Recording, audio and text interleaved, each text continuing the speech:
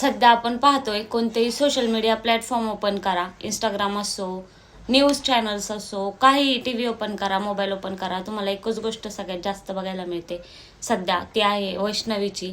So ह्या प्रकरणावरती मी तर एवढे दिवस बोलले नाही, जरा उशिराच बोलतीये.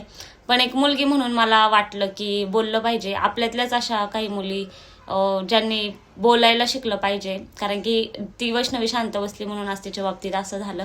तर मुलींनी शांत बसण्याचे दिवस गेलेत असं मला वाटतं.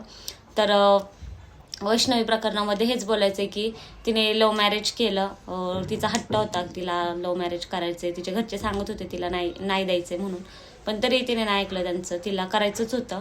पण ज्यावेळी समोरच्या फॅमिलीकडनं एवढ्या सगळ्या मागण्या आल्या ना, त्यावेळेसच खरं तर तिने नाही बोलायला पाहिजे होतं ह्या लग्नासाठी.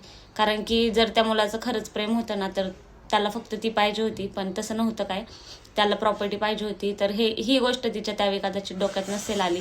कदाचित प्रेमामध्ये माणूस आंधळा असतो असं म्हणतात, तर तसं काहीसं असेल. आणि नंतर न सगळ्या गोष्टी झाल्या, सगळं झालं. आणि आत्ता त्यांच्या आरोपीला वकीलही भेटलाय.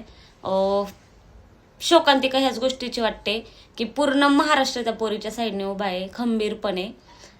सगळे म्हणजे राजकारणी असो, पूर्ण जे पण सर्वसामान्य माणसं असेल, माझ्यासारख्या छोट्या मोठ्या मुली असतील, सगळे तिच्या साईडने उभे आहेत. आणि त्या वकिलाने तिच्या आरोपींची केस घेतली.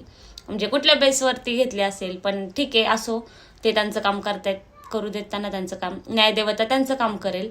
आणि मला एक गोष्ट इथे जास्त नमूद करावीशी वाटते की जेव्हा मुलाच्या घरच्यांना असं जेव्हा कळतं ना की सगळ्या बाजूने आपण फसलोय आणि आता आपल्या हातात काहीच राहिलं नाहीये, आपल्याला एकतर सगळ्या गोष्टी भोगाव्या लागणार आहे समोरनं आणि सगळं जग आपल्या विरोधात आहे, त्यावेळी त्यांच्या हातात एकच गोष्ट असते जी की आधीपासून आतापर्यंत चालत आलेली आहे.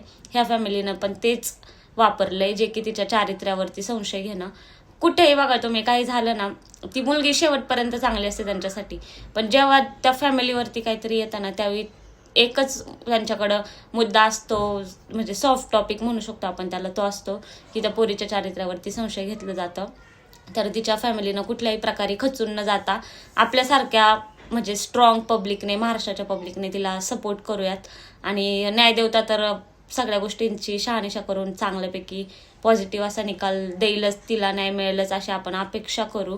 आणि बस या विषयावरती एवढंच. आणि इथून पुढे मला तरी वाटतं महाराष्ट्रामध्ये ही शेवटची वैष्णवी असावी असं कळकळीची विनंती आहे मुलींना. की त्रास होत असेल ना, तर सरळ घरच्यांना जाऊन सांगा, सहन करत बसू नका. फॅमिली सपोर्ट करत नसेल तर पोलीस स्टेशन गाठा, तुम्ही तिकडनं करा. तुम्ही स्वतःच्या लेवलला येऊन करा. जिथं तुमची फॅमिली पण सपोर्ट करत नसेल ना तुम्हाला, तिथं तुम्ही स्वतःसाठी तुम्ही स्वतः उभं राहा. आणि फॅमिलीने पण समाजाचा विचार नका करू की लग्न झालेली पोरगी घरी येऊन बसली तर काय होईल. हे ते कोण आहे समाज, 4 लोक कोण आहे, हे 4 लोक आता ती मेली, आलेत का ते 4 लोक, कोणी येत नाही कोणासाठी. त्यामुळे त्यांनी पण थोडंसं समजून घ्या त्या पोरीला. प्रत्येक वेळेला मुली चुकीच्या नसतात, एवढंच मला सांगायचंय.